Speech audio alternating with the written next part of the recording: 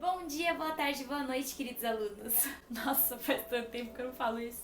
Eu sou a professora Débora, a minha disciplina é arte, então vamos lá começar a nossa aula sobre a história da dança. Estamos começando o segundo bimestre e, como já sabemos, nesse bimestre falaremos sobre dança. Para começar, vamos fazer uma pesquisa rápida sobre o significado de dança no dicionário.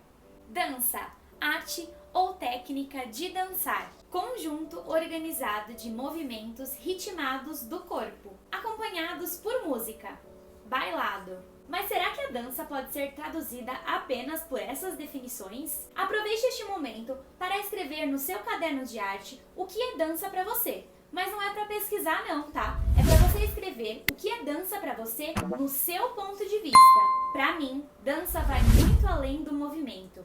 Quem dança consegue expressar os seus sentimentos através do seu corpo e por muitas vezes consegue expressar mais as suas emoções do que se falasse 1000 palavras. A dança é um fenômeno social, uma manifestação da cultura corporal que ganhou vários sentidos e significados de acordo com a evolução humana. Através dela, é possível transmitir sentimentos, emoções e expressões dos mais diversos temas, como por exemplo, religiosidade, trabalho, vida cotidiana, saúde e etc. Como podemos notar, o significado de dança é muito amplo. E quando pensamos nessa manifestação artística, logo nos vem à mente a palavra coreografia, não é? Coreografia é basicamente uma sequência de movimentos presente em diversas danças. A palavra coreografia deriva de duas palavras gregas, koreia, que significa dança, e graphein,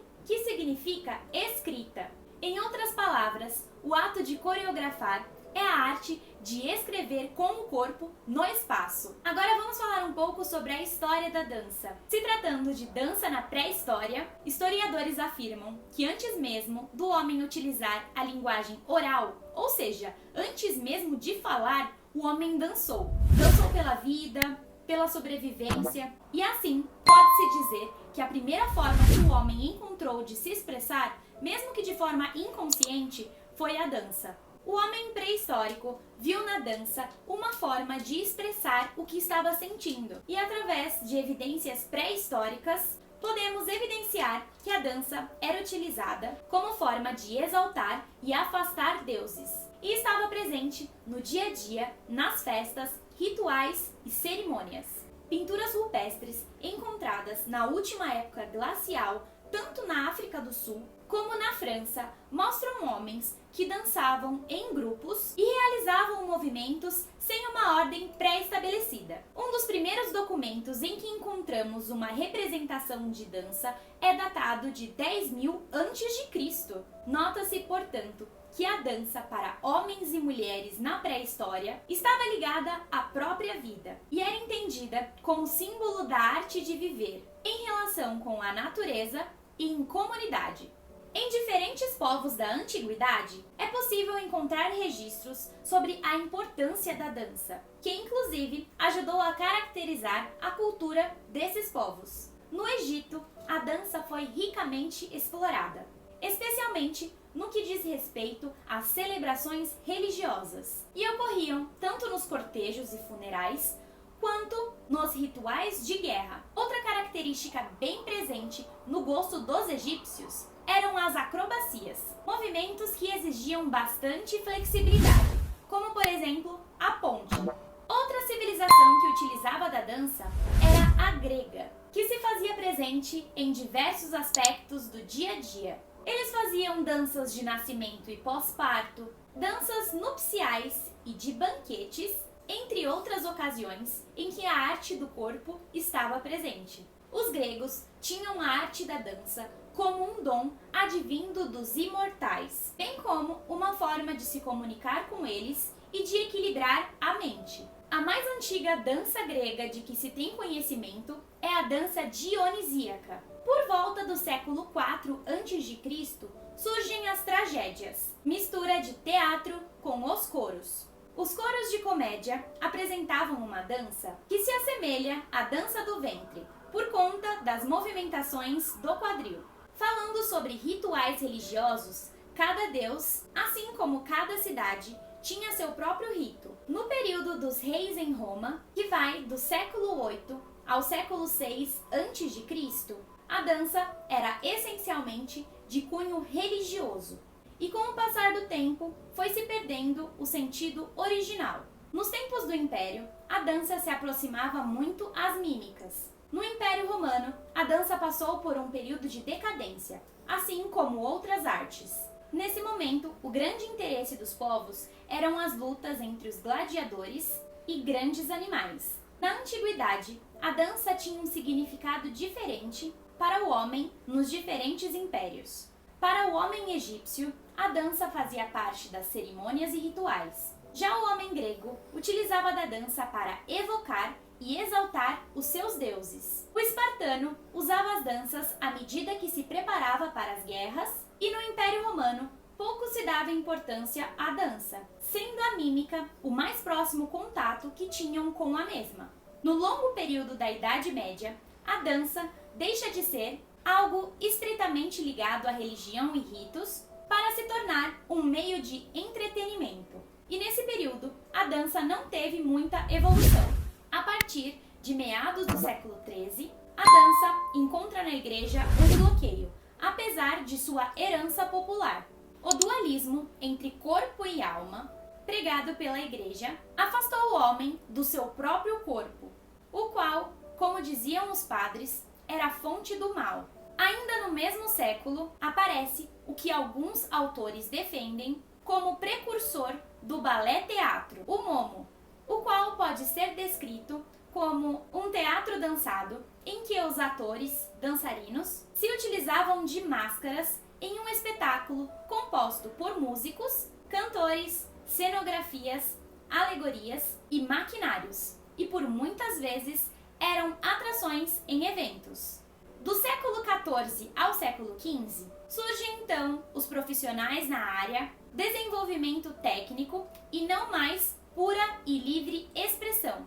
Há registros de danças durante as procissões de Corpus Christi nos séculos XVI e XVII, em que crianças se preparavam e se apresentavam. Na Idade Moderna, nas cortes estavam em alta as danças baixas, realizadas em casais. O intercâmbio de culturas no século XVII passa também pela dança. Surge então a pavana da Itália, a galharta e também a gavota. Era possível encontrar todos esses tipos de dança nos bailes da corte.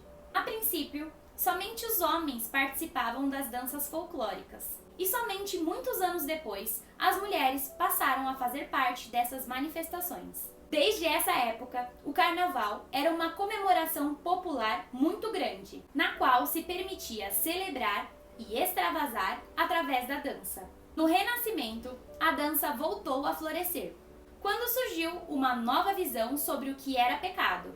Assim, as artes passaram a ser símbolo de riqueza e poder. E após um período de crise do poder real, o balé se consolida por meio de exaltações da figura do rei.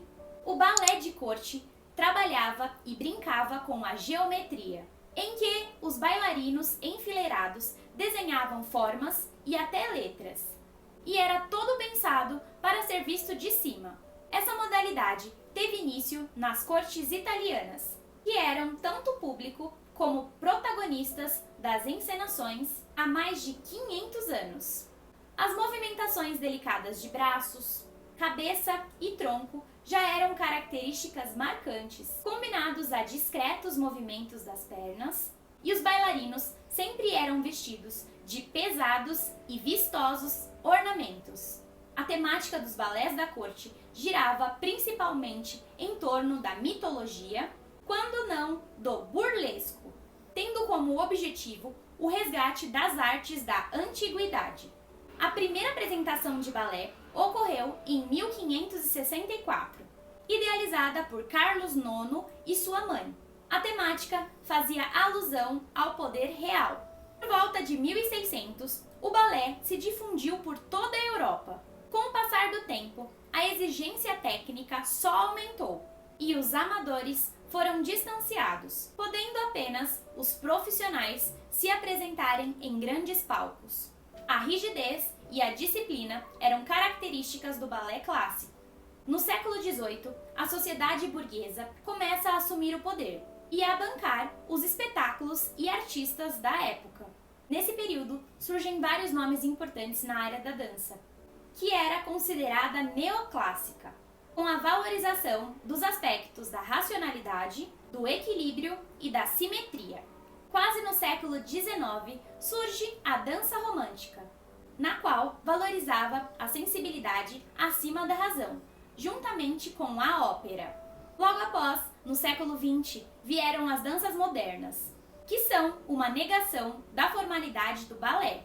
Os bailarinos passam então a trabalhar mais livres, porém não rompem completamente com a estrutura do balé clássico. Os movimentos corporais são muito mais explorados. Existe um grande estudo sobre as possibilidades motoras do corpo humano. Solos de improvisação eram bastante frequentes. Então, no início da década de 1960, surge então a dança contemporânea, que deixa de ter uma estrutura clara, preocupando-se mais com a expressão de conceitos, ideias e sentimentos do que com a estética propriamente dita. Surgiu como uma forma de protesto ou rompimento com a cultura clássica, depois de um período de intensas inovações e experimentações que muitas vezes beiravam a total desconstrução da arte.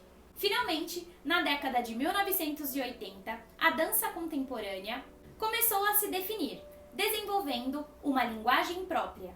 Os movimentos rompem com os movimentos clássicos e os movimentos da dança moderna, modificando o espaço, não apenas usando o palco como local de referência.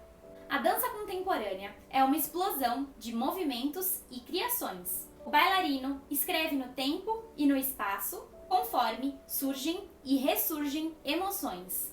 Os temas refletem a sociedade e a cultura no qual estão inseridos. Uma sociedade em mudança.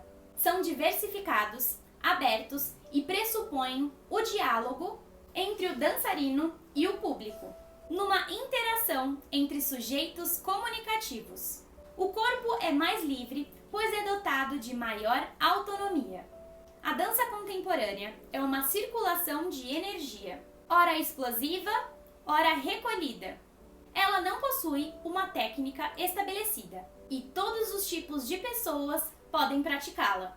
Daí em diante, surgiram vários outros tipos de dança em todo o mundo, que foram crescendo e passando de gerações em gerações, sendo algumas de suas denominações como danças cênicas, danças populares regionais, danças de salão, danças urbanas, danças de matriz indígena, danças de matriz africana, danças circulares, entre outras. No Brasil, surgiram vários tipos de dança, tendo influências tanto da Europa como dos continentes africanos. Mas vamos deixar esse assunto para uma próxima aula, ok? Não se esqueçam de escreverem o que eu pedi no começo do vídeo no caderno de arte, tá? Calma, não precisa voltar ao vídeo que eu vou colocar aqui de novo, tá bom?